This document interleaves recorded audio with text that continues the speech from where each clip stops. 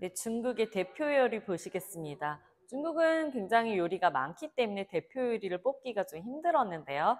특별히 여러분들이 알았으면 좋을 것 같은 그런 요리 세 가지를 뽑아봤고요. 饺子, 火锅, 베이징 가오야를 선정을 해봤습니다. 자, 여기 사진 보시면 이미 사실 다 우리한테 너무나 익숙한 요리이기도 하죠. 饺子는 이제 만두고요. 만두, 우리가 아는 그 교자 만두입니다. 그다음에 火锅는 우리가 아는 중국식 샤브샤브. 그리고 마지막 베이징 가오야는 최근에 포크네 셰프죠. 포크네 셰프란 드라마에 막 등장할 정도로 굉장히 유명한데 베이징 지역에서 가오야는 뭐냐면 구운 오리죠. 오리구이입니다. 그래서 베이징 방식의 오리구이를 나타내는데 이거 하나씩 한번 보시겠습니다. 네, 먼저 饺子의 기원과 역사를 보시면요.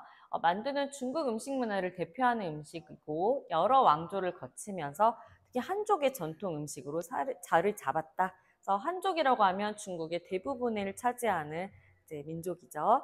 몽골을 비롯한 다른 지역으로 전파가 됐다. 그러니까 한족의 음식이었는데 이게 북방 이제 이민족이죠. 이민족한테도 전파가 돼서 중국 전체를 대표하는 음식이 되었습니다.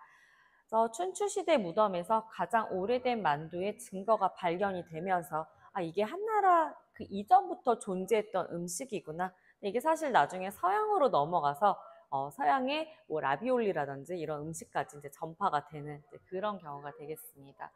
당나라 때 만두는 이제 현대 요즘 볼 수 있는 그런 형태에 가까운 모습을 갖게 되었고 그 당나라 때 만두가 지금까지 이어져 오고 있습니다. 네, 만두 관련된 문화를 한번 보시겠습니다. 그래서 만두는 보통 음력 1월 1일 춘지에 춘절대 하죠. 우리로 치면 그 음력설이 되겠습니다. 음력설 때 이제 먹게 되는데요. 이게 그 바로 전날 밤, 음력 설날 전날 밤에 만두를 이제 빚어둡니다. 음력 12월 31일 날 12시 전에 만두를 이제 빚어놓고 이제 자정이 딱 되면 바로 음력 1월 1일로 넘어가는 그 타이밍이죠. 그때 둘러앉아서 밤이지만 둘러앉아서 만두를 먹는 이런 문화가 있다. 왜냐하면 이제 신구가 교차되는 시기고 밤 12시가 그 시기가 뭐라고 하냐면 자시라고 해요. 자축인묘, 진사오미, 신유술래라고 해서 우리의 24시간을 이렇게 요 시간으로 나타낼 수 있죠. 이 자시가 언제냐면 밤 11시에서 1시, 그러니까 새벽 1시까지 그 시간인데 요 시간이 요 12시 딱 자정이 되는 그 시간이 신구가 교체되는 이전 해가 가고 다음 해가 오는 교체되는 시기이기 때문에 요때 饺子를 요즈랑 발음이 좀 비슷한데 요거를 먹으면서 이제 새해를 맞는다 요런 의미가 있기 때문에 밤 12시에 요거를 먹게 되는 요런 풍습이 있습니다. 좀 더 자세히 보시면요. 경세교자다, 껑수이, 饺子라고 해서 해가 바뀐다라는 거죠. 해가 바뀌고 자시가 교차한다 라는 의미인데 그래서 이게 깊은 의미를 함축하고 있다라고 되어 있어요. 자시는 밤 11시죠. 23시에서 새벽 1시를 나타내는데 요 바뀐다, 바뀔 교자죠. 바뀐다라는 찌아오하고 饺子 만두의 饺子의 饺하고 발음이 굉장히 비슷하죠.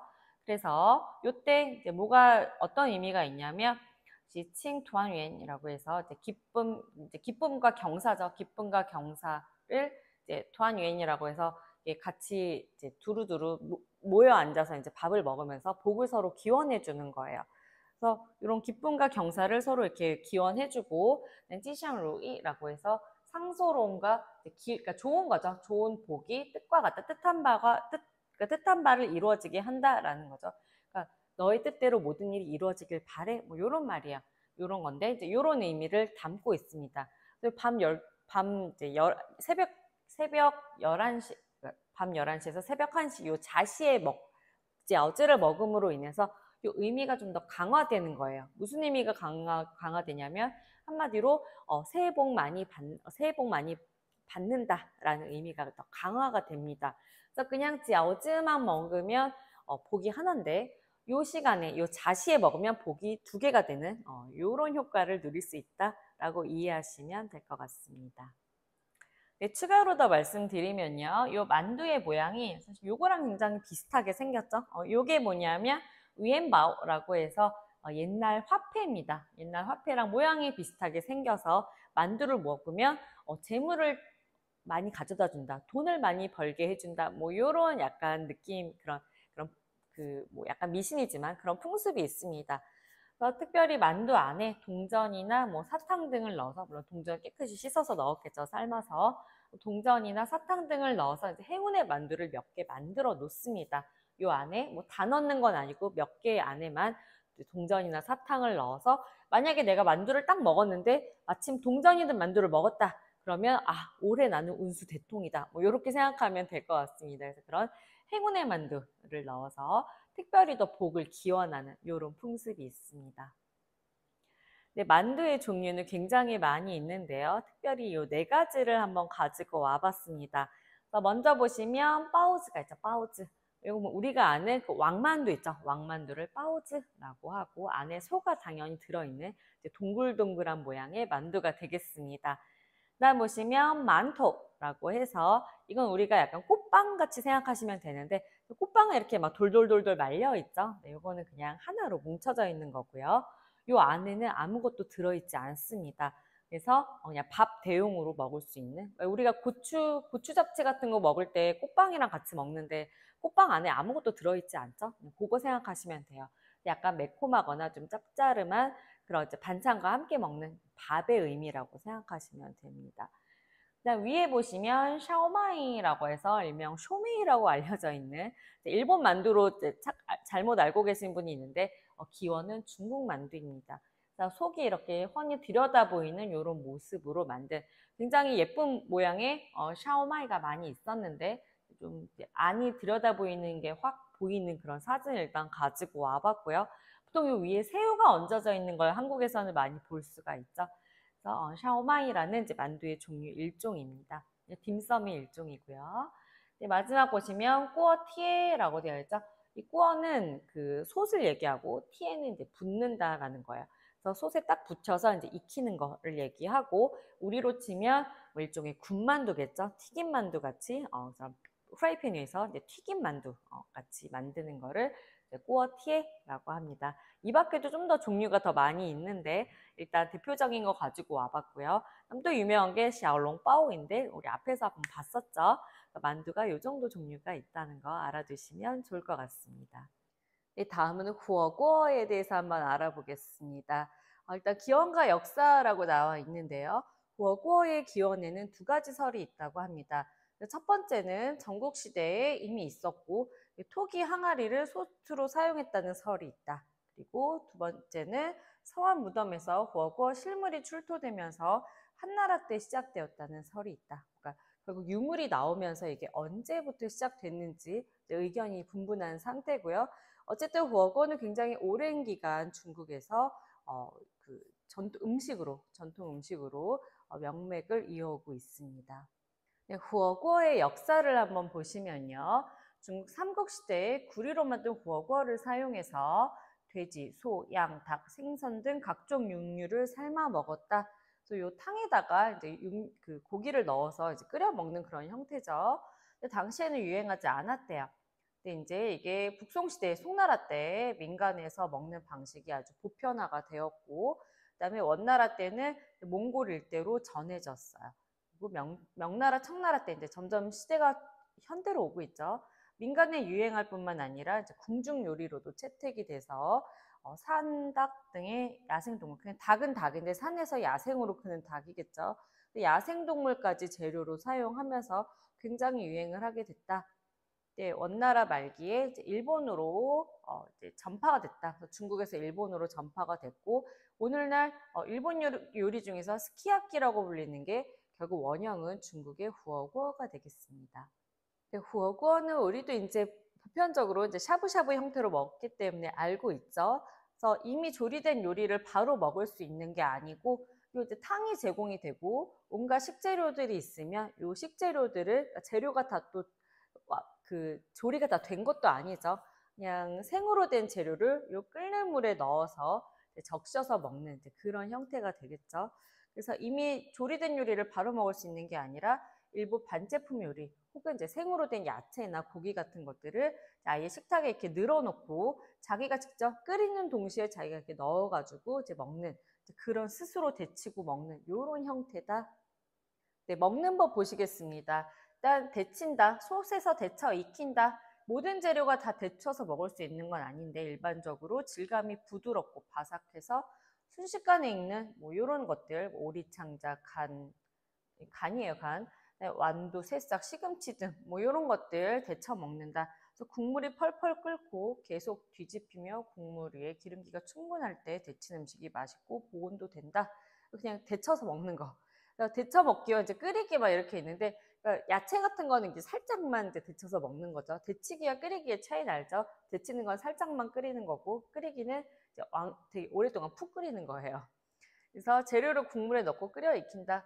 대구나 완자, 버섯같이 뭐 질감이 좀 이렇게 약간 무거운 것들 그런 것들은 장시간 가열해서 먹겠죠. 사실 뭐 볼 것도 없이 딱 봐서 살짝만 데치면 되겠네. 야채 종류 그런 거는 데치기 하고 그다음 좀 오래 끓여야겠다는 거는 오래 끓이면 됩니다.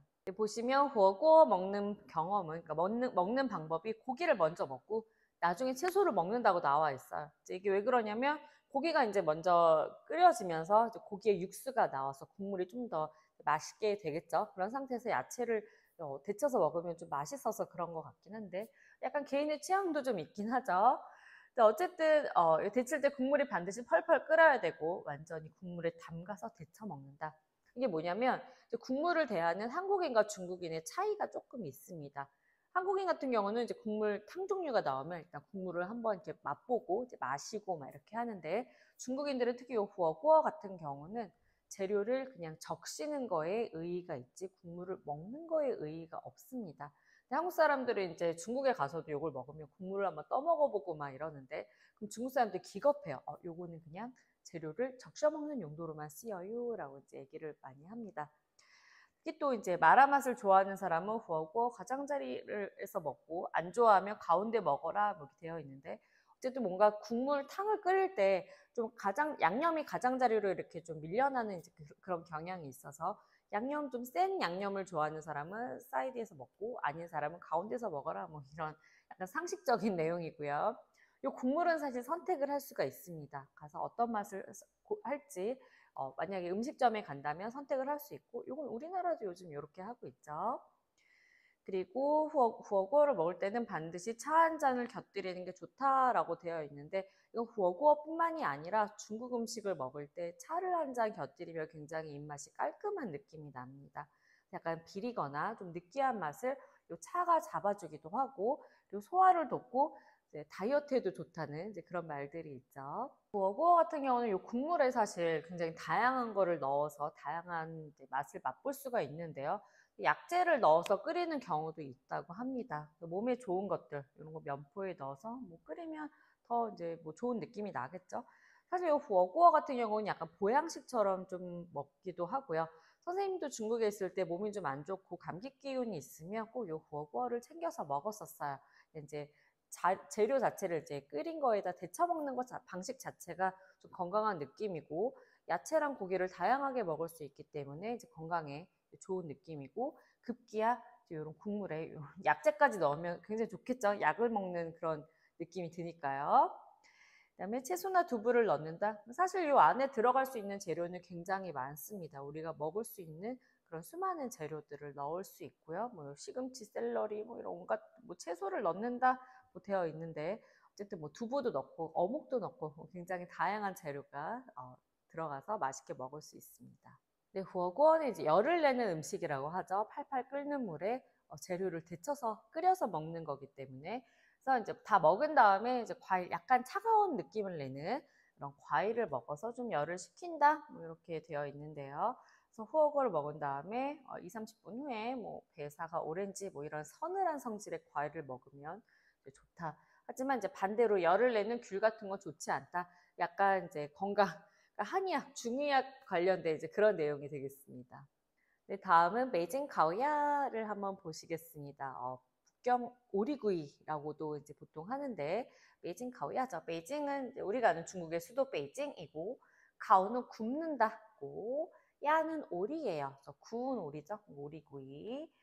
자, 사진을 두 개 가지고 와봤는데요. 이제 요 처음 나오는 요 사진은 뭐냐면 이게 예전 1900 밑에 자세히 보시면 1933년 베이징 패킹이라고 하는데 그 베이징 덕, 패킹 덕이다라고 이제 되어 있어요. 그래서 이렇게 걸어서 잘 보시면 요 막대기에 오리를 이렇게 통째로 달아서 요 안에 화덕에다가 이렇게 굽는 모습인데, 요 오른쪽 사진은 뭐냐면 선생님이 작년에 베이징에 갔다가 직접 찍은 사진이에요. 그래서 유명한 베이징 가오야 집에 가서 직접 이렇게 하는 모습을 찍었는데 모습이 사실 굉장히 유사하죠. 하는 방식은.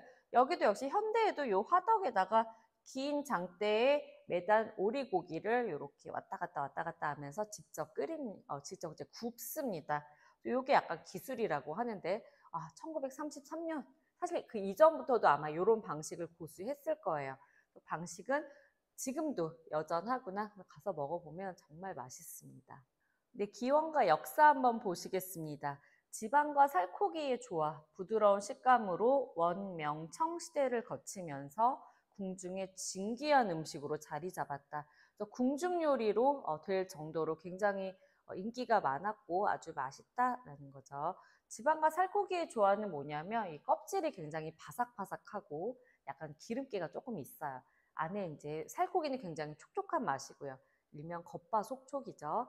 그래서 이런 맛이 이제 조화롭게 잘 이루어져 있습니다. 너무 촉촉함만 있으면 별로 뭐 심심하죠. 근데 이제 바삭함도 있으니까 이제 다양한 식감을 맛볼 수가 있습니다.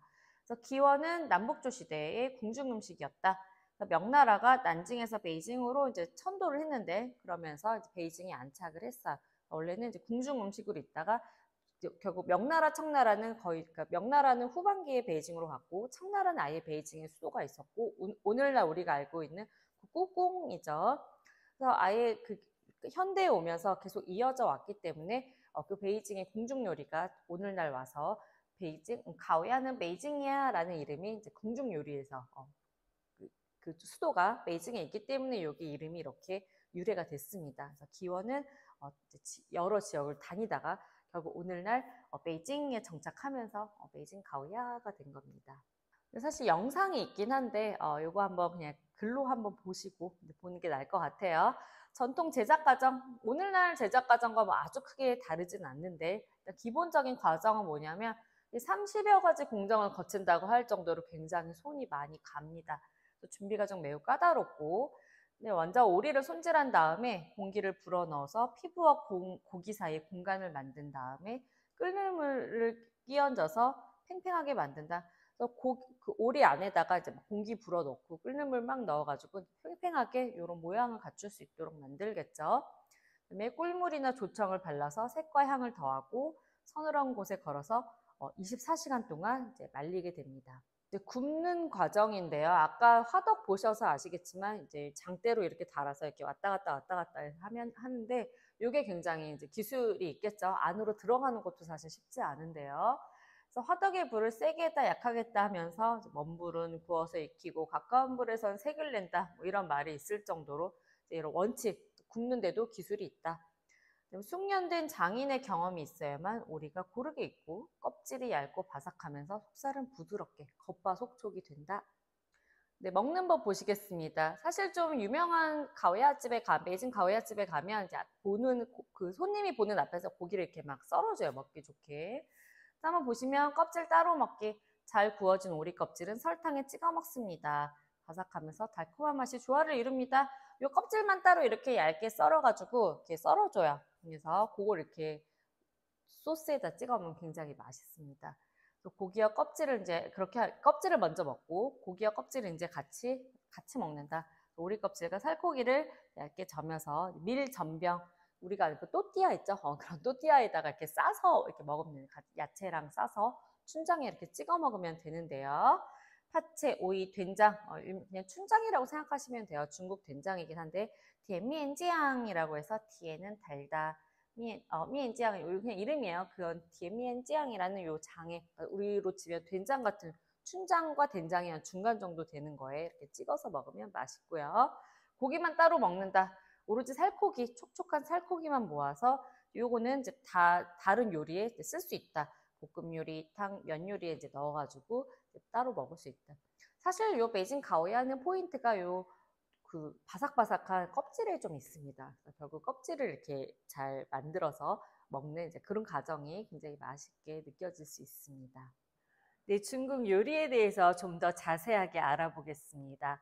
첫 번째로 맛에 관한 표현, 짠맛은 중국어로 뭐라고 하는지, 매운맛은 중국어로 뭐라고 하는지 이런 표현들을 한번 살펴볼 거고요.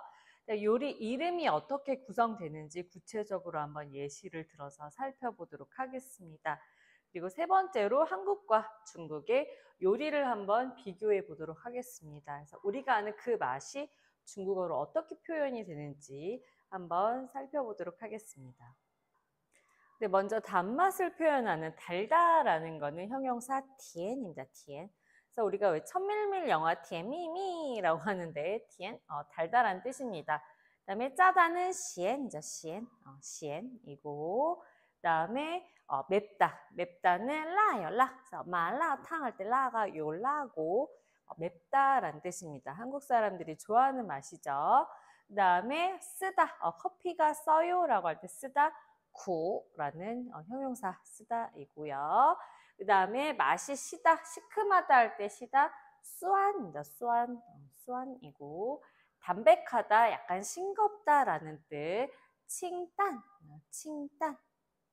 음식이 맛있다라고 할 때 씹는 음식 같은 경우는 먹다 추를 써서 하오추라고 합니다. 추는 먹다고 하오는 좋다죠. 그래서 먹기에 좋다, 하오추 맛있다라는 뜻입니다. 이게 음료수인 경우에는 음료수는 먹다라고 하지 않고 요 추를 쓰지 않고 마시다 흐를 쓰죠.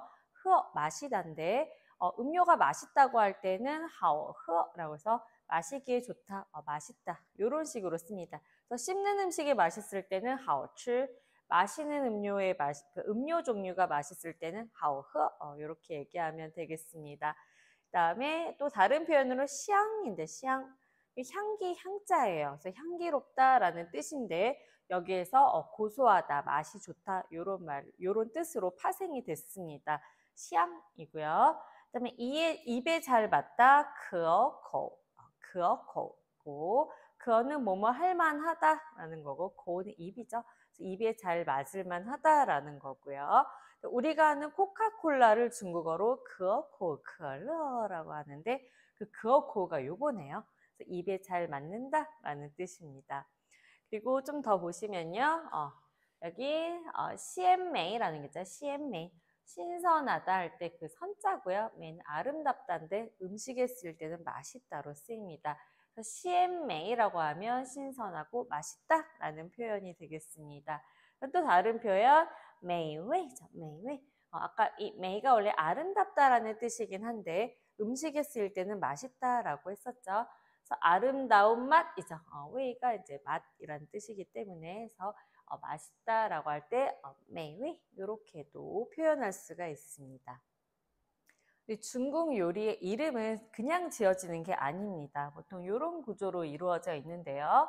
어떤 맛인지, 어떤 조리법으로 썼는지가 나오고 그 다음에 이 요리의 주 재료가 나옵니다. 그리고 이 재료를 어떤 모양으로 조리했는지 이런 구조로 이름을 보통 짓는 경향이 있습니다. 그래서 재료 모양, 맛 조리법, 재료, 그다음에 재료 모양 이런 식으로 이름이 구성되어 있습니다. 그래서 이름만 보고도 이 요리가 어떤 요리인지, 어떤 모양을 가진, 어떤 맛을 지닌, 어떤 재료를 쓴 요리인지를 추측해 볼 수가 있습니다.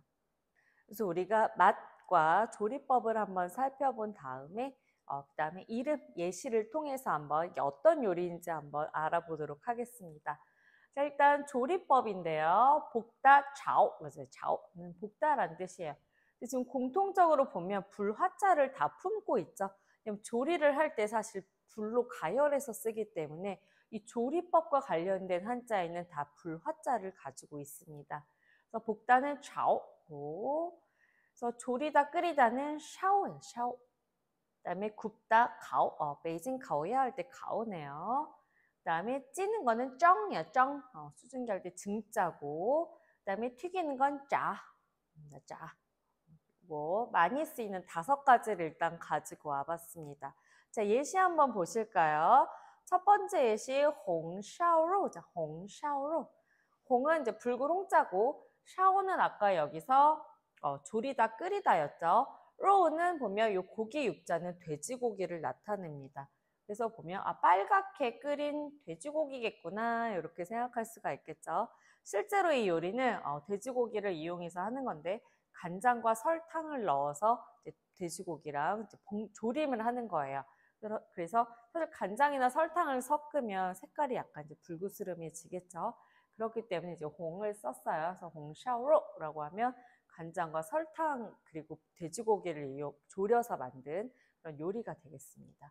자, 두 번째 보시면 깐비엔 쓰지또라고 되어 있죠. 쓰지또는 뭐냐면 이거 완두콩이에요. 완두콩인데 어떻게 했냐면 깐비엔 했다라고 되어 있죠. 깐은 뭐냐면 이게 약간 건조하다 뭐 이런 건데 그래서 건조하게 요 삐에는 뭐냐면 이제 볶는 거예요. 역시 불화자가 있죠. 깐비엔이라고 하면 그냥 뭐 여기다 기름 없이 볶는다. 그래서 그냥 후라이팬에다가 이렇게 아무것도 섞지 않고 그냥 그 재료 자체를 이렇게 볶은 거예요. 그래서 그 콩을 재료에다 이렇게 볶은 거, 그거 생각하시면 될 것 같고요. 그 다음에 칭정루이라고 되어 있죠. 그래서 간장 등의 조미료를 넣지 않고 찐농어. 루이는 농어이고 보면 칭정, 일단 정이 있으니까 요거 여기 있죠. 찐 거구나. 그러면 농어, 생선을 찐 거네 라고 생각하시면 될 것 같아요. 요 칭은 뭐냐면 이게 맑을 청자죠. 맑을 청자인데 간장 등의 조미료를 넣지 않았다는 걸 요 칭으로 표현을 합니다. 그래서 좀 담백하게 그냥 생선을 찐 거구나. 요런 요리구나 라고 생각하시면 됩니다. 중국 요리 이름 중에 하나인 요 재료를 한번 살펴보도록 하겠습니다. 첫 번째 보시면 로우가 있죠. 로우는 뭐냐면 이게 고기 육자인데 중국어에서 그냥 육자가 혼자 고기 혼자 나오면 돼지고기를 뜻합니다. 그럼 소고기는 뭘까요? 이때 4번에 나와 있긴 한데 먼저 하시면 니우로죠. 니우는 소죠. 소고기네요. 그래서 그냥 로우만 있으면 돼지고기고 소고기는 앞에 소자를 꼭 특별히 붙여서 니우로라고 해서 소고기를 나타냅니다. 돼지고기, 소고기고요. 그 다음으로 많이 이제 닭고기가 사실 많이 나오는데 닭고기 찌로 할 때 찌여지 닭게자 써서 찌라는 발음으로 되고 이게 보통 우리가 중국집에서 먹는 뭐 라조기 뭐 이런 거 있죠. 깐풍기 할 때 기자가 사실 요 글자예요. 그래서 우리 이제 중국 음식점에서 나오는 무슨 뭐 맨 끝에 기가 나오는 건 닭고기구나 이렇게 생각하면 되고 끝에 육자가 나오는 거 탕수육 이런 거는 육자 돼지고기로 만든 뭐 이런 거고 중국 요리도 마찬가지입니다. 메뉴판을 딱 봤을 때 요로가 있다 돼지고기구나 요 찌가 있다 닭고기구나 니로가 있다 소고기구나 이렇게 추측하시면 되겠죠. 찌가 나온 김에 계란은 뭐냐면 찌단이야 찌단. 그래서 닭의 알이다라고 해서 찌다는 계란이에요. 이렇게 가장 많이 쓰이는 게 일단 로우고 그 다음 많이 쓰이는 거 닭고기찌가 많이 쓰입니다. 계란 요리도 꽤 많이 쓰여서 계란 가지고 와봤어요. 찌단입니다. 그 다음에 이제 생선 요리는 요 끝에 물고기 어자가 사실 늘 붙습니다. YU는 유땡땡 발음 위네요. 올라가는 거니까 위 올라가는 발음. 생선은 요 위가 꼭 붙습니다. 그래서 무슨 위라고 하면 이거 생선 요리구나 라고 생각하시면 돼요. 그 다음 많이 나오는 게 사실 요 새우가 많이 나오죠. 새우는 요 시아라는 요 새우 요 글자가 있으면 이거 새우로 만든 거구나 이렇게 생각하시면 됩니다. 자, 예시를 한번 보실까요? 보시면 많이 먹는 거네요. 니로우면이요. 니로우면. 니로우는 아까 돼지고기라 그랬죠? 미엔은 뭐냐면 라면 할 때 면자예요. 그래서 요 미엔이 있으면 뭔가 국수나 뭐 이런 요리겠구나. 면으로 만든 요리겠구나 라고 생각하시면 됩니다. 그래서 니로우면이라고 하면 소고기, 국수 이 정도 생각하시면 되고요. 일단 두 번째 보시면 시홍시炒鸡蛋이죠. 시홍시 炒鸡蛋 되게 맛있어요. 일명 토달볶이죠. 토달볶. 토마토 달걀 볶음으로 우리도 사실 많이 알려져 있고 이게 생각보다 좀 이상하죠. 토마토랑 달걀이랑 볶으면 좀 이상할 것 같은데 굉장히 맛있습니다. 달달하고요. 그래서 시홍시가 뭐냐면 이게 토마토예요. 토마토고 자오는 아까 했었죠. 볶는 거를 자오라고 하고 그 다음에 찌다는 아까 계란이라고 했었죠. 그래서 토마토랑 계란을 좌우한다, 볶는다 라고 해서 토마토 달걀 볶음입니다. 그리고 여기 슈이쭈이라고 하거든요. 슈이쭈이. 슈이는 물이고 쭈는 끓이는 거예요. 끓이고 그다음에 위는 아까 생선이라고 그랬죠. 그래서 물로 끓인 생선이네요. 그래서 물로 끓인다. 찜이죠, 찜. 그래서 생선찜을 슈이쭈이라고 하고 요거는 사실 어떤 생선인지 좀 봐야 되겠지만 어쨌든 슈이쭈이라고 해서 생선찜이구나. 요렇게 요리 이름만 보고도 어떤 재료로 뭐 어떻게 만들었는지 조리법까지 알 수 있습니다. 근데 이제 재료 모양 한번 보시겠습니다. 재료를 어떤 식으로 자르는지, 뭐 어떤 모양으로 만드는지에 따라서도 이제 이름이 결정이 되는데요.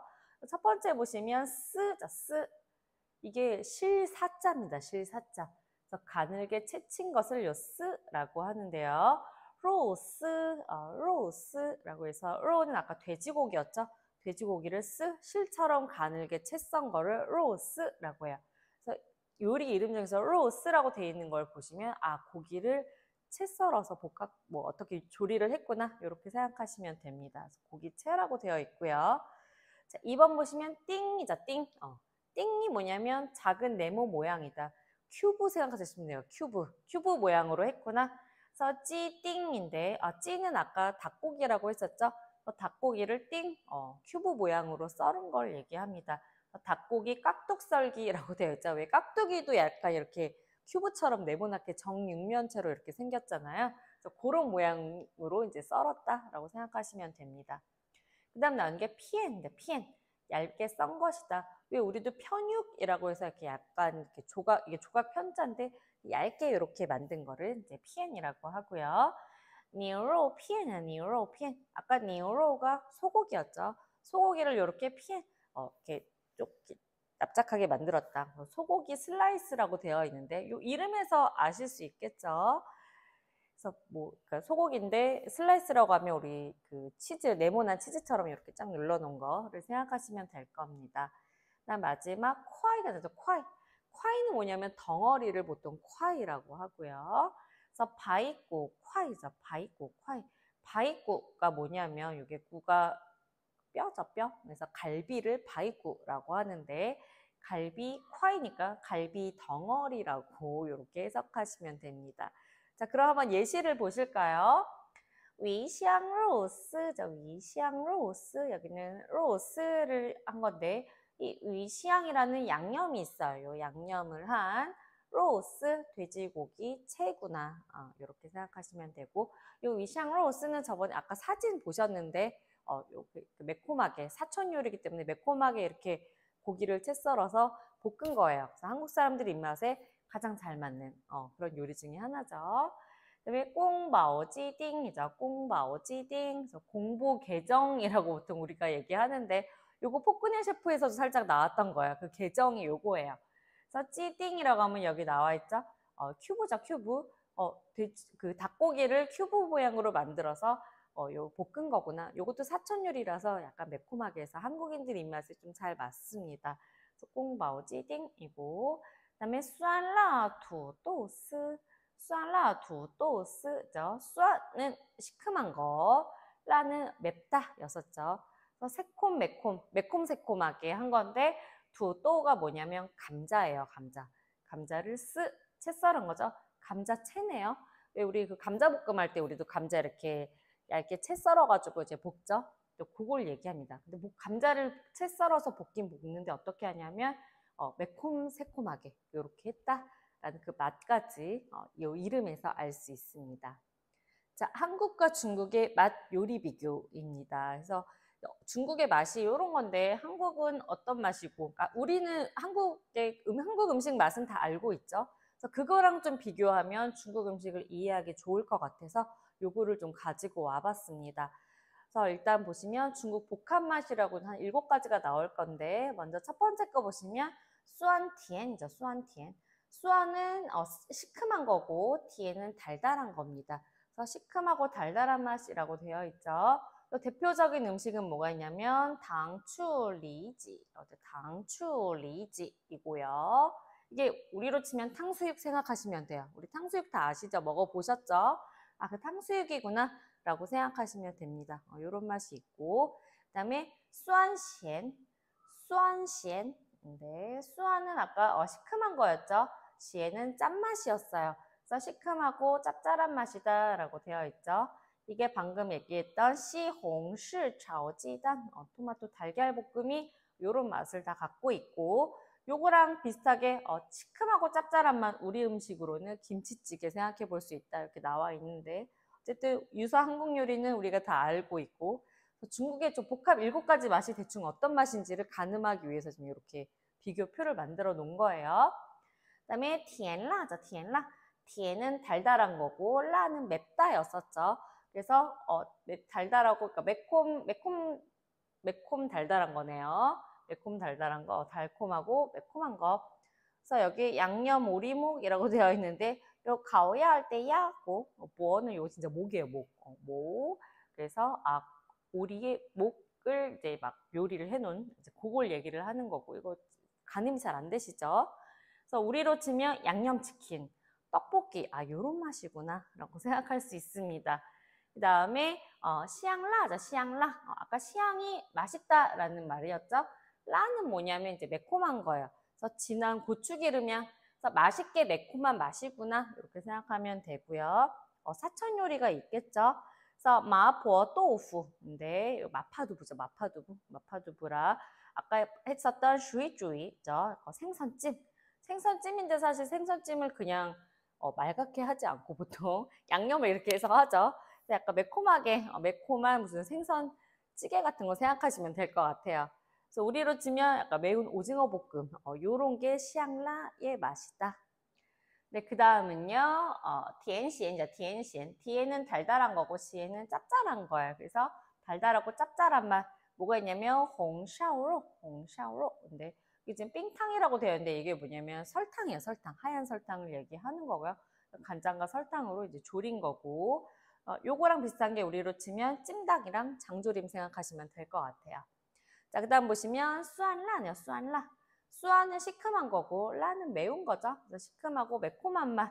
뭐가 있냐면 수안라 펀이라는 요 요리가 있어요. 중국에 수안라 펀. 요거랑 우리로 치면 비빔면이나 초무침 요런 맛이 저 수안라구나 생각하시면 됩니다.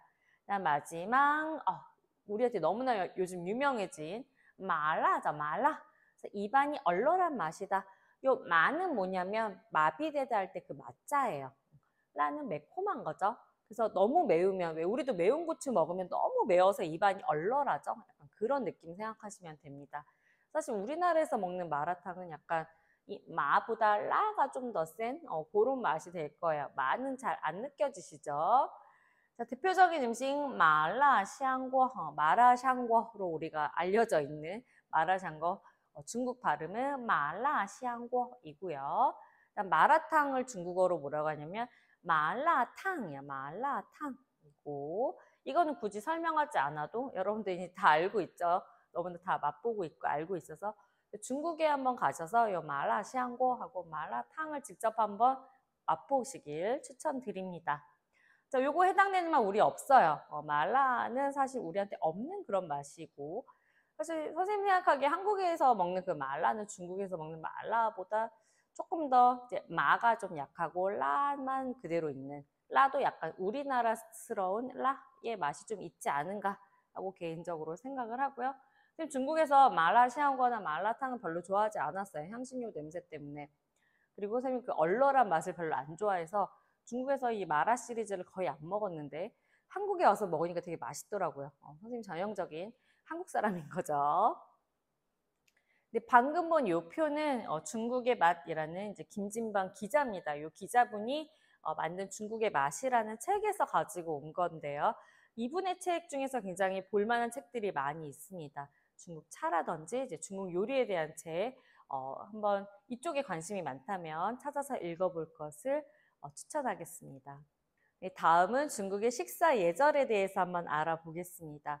보통 중국은 이렇게 원탁에 앉아서 밥을 많이 먹죠. 그래서 이 안에 사실 안 보이지만 동글동글 돌아가는 판이 하나 더 있죠. 그래서 이렇게 움직여가지고 저쪽 멀리 있는 음식을 이렇게 당겨와서 내 앞으로 놓고 이렇게 덜어서 먹는 이렇게 할 수 있는 구조고요. 자, 일단 보시면 지금 숫자가 쓰여져 있어요. 이게 뭐냐면 어디가 상석인지를 보여주는 자리입니다. 가장 좋은 자리를 나타내는 거죠. 그래서 요 식사 자리에서 가장 VIP는 보통 여기 1번 여기에 앉습니다. 이게 뭐 기준이냐면 이쪽에 문이 있어요. 지금 8번 쪽에 문이 있는 거예요. 그래서 어떤 보통 이제 밀폐된 요런 독립된 방에 들어가죠. 방에 들어가면 이쪽에 문이고 일로 들어왔을 때 문에서 가장 먼 곳 안쪽에 있는 먼 곳이 1번이 됩니다. 가장 상석이에요. 그래서 그 자리에서 가장 중요한 사람, VIP라든지 뭐 손님 이런 사람들은 요 문에서 가장 멀리 떨어진 요 자리에 앉게 됩니다. 그 다음에 이제 요 순서대로죠. 손님 기준으로 이제 오른쪽부터 여기 나와 있죠. 오른쪽이 먼저다. 오른쪽 이제 1번, 2번, 3번, 4번, 5번 이런 식으로 오른쪽 먼저 이렇게 채워서 앉게 되고요. 요건 이제 문에서 멀수록 상석이다라는 거고, 요건 뭐냐면 문으로서 자리를 정한다. 그러니까 문을 기준이에요. 그 방에, 그러니까 일명 독립된 요 방에 딱 들어갔을 때, 연애의 방이죠. 방에 딱 들어갔을 때 여기 문에서 가장 먼 자리, 문을 기준으로 해서 상석을 정하고, 그 다음에 오른쪽 왼쪽 요렇게 1번보다 가장 점점 멀어질수록 등수가 낮아지는 거죠. 어쨌든 가장 좋은 자리는 문에서 가장 안쪽에 있는 자리가 1번이다라는 것만 기억하시면 됩니다. 중국의 식사 예절 한번 보시겠습니다. 사실 대부분 우리가 알고 있는 그 식사할 때의 에티켓과 뭐 크게 차이가 나진 않습니다. 소리 내서 먹지 않는다. 뭐 젓가락을 밥에 이렇게 제사상처럼 꽂지 않는다. 뭐 너무 뭐 이렇게 음식을 튀기면서 얘기하지 않는다. 뭐 이런 뭐 등등의 우리가 알고 있는 그런 일반적인 상식과 거의 비슷하고요. 일단 하나씩 보시면 입성 예절, 그 자리에 앉는 거는 손님과 연장자를 먼저 앉힌다. 손님이 있으면 손님이고 사실 연장자가 있는 경우 연장자가 먼저 앉게 되죠. 연장자가 누구냐면 나이가 가장 많은 사람을 얘기합니다. 식사 시작은 손님과 연장자가 먼저 젓가락을 들고 그 다음에 그걸 본 다음에 나머지 사람들이 먹는, 이거 한국이랑 비슷하죠. 소리 내지 않고 먹는다. 이건 기본적인 에티켓이고, 중국은 이제 공용 젓가락을 사용하는 게 요리를 이제 원판에다가 쭉 놓고 이렇게 돌려서 먹죠. 그래서 각각 이제 공용 젓가락을 놓고 자기가 먹을 만큼만 덜어서 이렇게 먹는데, 요거 우리랑 뭐 비슷하기 때문에 크게 뭐 차이 나지 않습니다. 뼈와 찌꺼기는 뭐 따로 이렇게 보이는 데만 놓지 않고 따로 이렇게 안 보이는 데 이렇게 접어서 놓고, 대화는 너무 밥만 먹으면 좀 그렇죠. 밥 먹을 때는 사실 가벼운 대화 같은 거 하면서 이렇게 하게 됩니다. 치약을 이쑤시개 이런 거 막 너무 막 이렇게 찡한 거 이건 아니죠. 그래서 살짝 가리고 이렇게 한다든지 안 보이게 이렇게 하는 그게 기본적인 에티켓이 되겠습니다. 그다음 마지막 자리 떠날 때 주인한테 감사 인사하고 가는 거. 그러니까 여기 안 나와 있지만 음식을 조금 너무 다 먹지 말고 좀 남겨놓는 것도 중국에서는 약간 예절이 됩니다.